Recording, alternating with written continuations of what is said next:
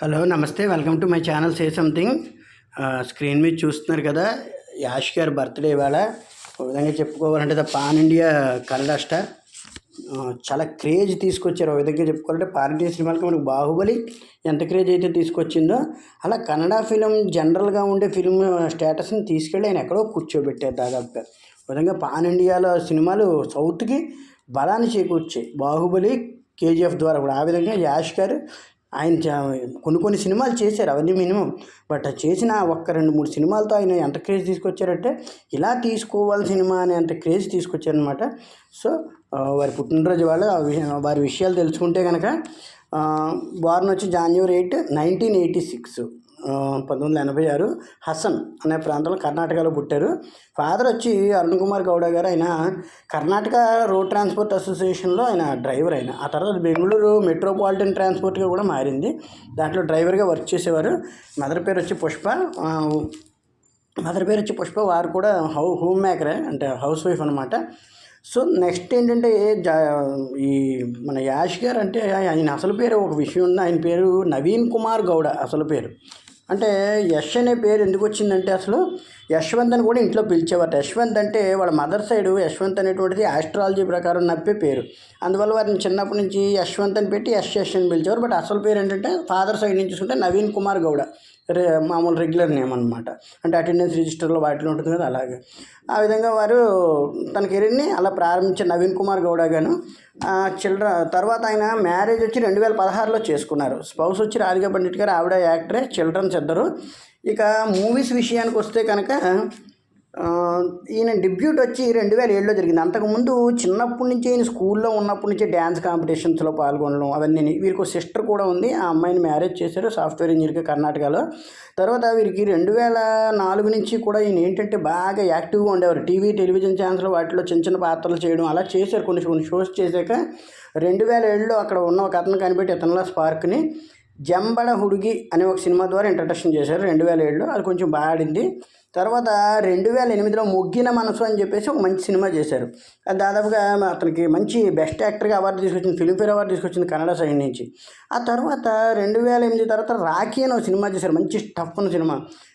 But ఆ cinema ఎందుకో కానీ అనుకున్నంతగా ఆడలేదు, అంచనాలు తప్పాక 1-2 జాగ్రత్త క్యారెక్టర్లు చేసుకుంటూ వచ్చినప్పుడు 2013లో మంచి సినిమాలు పడ్డాయి ఆయనకి. గూగ్లీ అని ఒక సినిమా పడింది, అది హిట్ అయింది. తర్వాత 2014లోకి వచ్చేమో మిస్టర్ అండ్ మిసెస్ రామాచారి, తర్వాత గజకేసరి, ఇలాంటి సినిమాలు చేశారు, చాలా మంచి హిట్ అయ్యాయి. ఆ తర్వాత 1-2 సినిమాలు చేసుకుంటూ ఎదురుకొచ్చేటప్పటికి 2018లో ప్రశాంత్ నీల్ గారు కేజీఎఫ్ సినిమా తీశారు. ఆ కేజీఎఫ్ సినిమా ఒక్కసారి చూసిన వాళ్ళకి మతిపోయింది. ఎందుకంటే ప్రశాంత్ నీల్ అనే మనిషి అంతకుముందు 2-3 సినిమాలు చేశారు, ఇలాంటివి కొంచెం హెవీ పిక్చర్స్. బట్ ఈ పిక్చర్ చూసాక మనకు అప్పటికే బాహుబలి 2016లో వచ్చి ఒక 15లో వచ్చి ఒక సంచలనం సృష్టించేసింది. ఆల్రెడీ సెకండ్ పార్ట్ షూటింగ్ అవుతుంది, 2018 రిలీజ్ అనుకుంటాను బాహుబలి 2వ పార్ట్ కూడా. ఈ రెండింటి ఊపే ఎక్కువగా ఉందంటే కేజీఎఫ్ ఇంకా ఊపేసింది ఏకంగా ప్రపంచాన్ని, అంటే మొత్తం దాదాపుగా ఇంక పాన్ ఇండియాని. అసలు హిందీ వాళ్ళు అయితే షాక్ తినేశారు.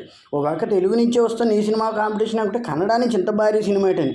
ఈ సినిమా చాలా రికార్డులు కొలగొడిసింది, 500 కోట్లు దాటేసింది, దాదాపు 1000 కోట్ల దగ్గర ఫస్ట్నే గ్రాస్ వసూలు చేసింది. దానికి బెస్ట్ నేషనల్ అవార్డు కూడా వచ్చింది. అప్పట్లో 2019లో నేషనల్ ఫిల్మ్ అవార్డు వచ్చింది రీజనల్ ఫిల్మ్స్లో. అంటే ఎంత గొప్పదో చూసుకోండి. ఇదే ఊపులో 2022 పార్ట్ 2 చేశారు, పార్ట్ 1 తర్వాత. ఇంకా అది అయితే మొత్తం 1000 కోట్ల గ్రాస్ దాటిన కన్నడ ఫిల్మ్గా చరిత్ర సృష్టించింది. అలాగే at the same time national award గెలుచుకుంది. At the same time Rishab Shetty గారిది కూడా, అంటే ఈ ఫిల్మ్ నిర్మించిన వాళ్ళే హోసన్నా క్రియేషన్స్ వాళ్ళే అవతల నిర్మించారు, దానికి కూడా నేషనల్ అవార్డు వచ్చింది. బట్ ఈ సినిమాకు కూడా నేషనల్ అవార్డు వచ్చింది. 1000 కోట్ల గ్రాస్ దాటి కన్నడ ఫిలిమ్స్ చాలా లోగా ఉంటాయి, బడ్జెట్లో ఉంటాయన్న దాన్ని మరిపించేసింది ఏకంగా. అసలు ఇంత భారీ బడ్జెట్ పెట్టి తీస్తే ఇంత భారీగా వచ్చేస్తాయో డబ్బులు అని చెప్పేసి.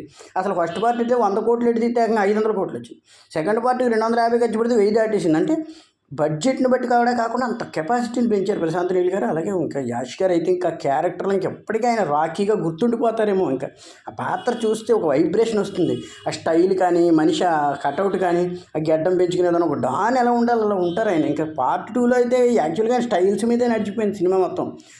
కొన్ని డైలాగులు ఉంటాయి, వైలెన్స్ అదే అని చెప్పేసి డైలాగ్ ఉంటుంది కదా, I avoid the violence but violence not avoid me అని చెప్పేసి. అంటే నన్ను వైలెన్స్ అవాయిడ్ చేయట్లేదు, నేను వైలెన్స్ని అవాయిడ్ చేసినా అని చెప్పేసి అంటారు. చాలా మంచి డైలాగ్స్ అయినవి. అంటే రాఖీ అనే పాత్ర అంతలా ఇంపాక్ట్ చూపించింది. 2008లో రాఖీ పాత్ర ఫ్లాప్ అయిందో, అదే రాఖీ పాత్ర తీసుకొచ్చి 2018లో చేసిన ఈ కేజీఎఫ్ బద్దలు కూడా పడింది అనమాట. నిజంగా చెప్పుకోవాలంటే కన్నడ ఫిల్మ్కి యాష్ గారు బీభత్సమైన బూస్ట్ ఇచ్చారు. తర్వాత రిషబ్ శెట్టి గారు చాలా మంచి బూస్ట్ ఇచ్చారు. బట్ యాష్ గారిని ఎప్పుడు కన్నడ ఫిల్మ్ ప్రేక్షకులు మర్చిపోరు. కన్నడ ఫిల్మ్ చాలా గొప్పది నిజానికి. దాని నుంచి డబ్బింగ్ హిందీకి ఎన్నో వెళ్ళాయి, తెలుగుకి ఎన్నో వచ్చాయి, తమిళం వాళ్ళు తీసుకున్నారు. ఎప్పటి నుంచో రాజ్ కుమార్ గారు, కన్నడ రాజ్ కుమార్ గారు లాంటి ఫ్యామిలీ, మంచి ఫ్యామిలీ వారం చేసింది. తర్వాత చాలామంది మంచి మంచి యాక్టర్లు వచ్చారు. బట్ ఈ స్థాయికి తీసుకెళ్ళింది నిజంగా యాష్ గారే. మనకి చూడండి ఎన్నో పెద్ద ఫిల్మ్స్ ఉన్నా ప్రభాస్ గారిని ఇప్పుడు ఎందుకు పొగుడుతున్నాం, ఆయన బాహుబలి లాంటి అద్భుతాన్ని చేశారు కాబట్టి. అలాగే యాష్ గారు కన్నడ ఫిల్మ్ని ఒక మీడియం ఫిల్మ్ సబ్జెక్ట్, అదే ఒక ఇండస్ట్రీని తీసుకెళ్ళి పాన్ ఇండియా రేంజ్లో కూర్చోబెట్టేశారు.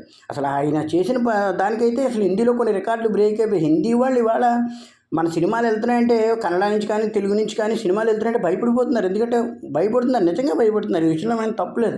వాళ్ళు అన్ని రికార్డులు కొట్టినా ఏ సినిమా వస్తే ఏం బ్రేక్ చేసేస్తుందని అంటే ఇండస్ట్రీని వీళ్ళు అంత బూస్ట్ ఇచ్చారన్నమాట. ఓ విధంగా ఆ విషయంలో యాష్ గారి కన్నడ ఫిల్మ్ ఇండస్ట్రీ ఎప్పటికీ రుణపడి ఉంటుంది. So please wishes to him happy birthday Yash గారు. Please subscribe.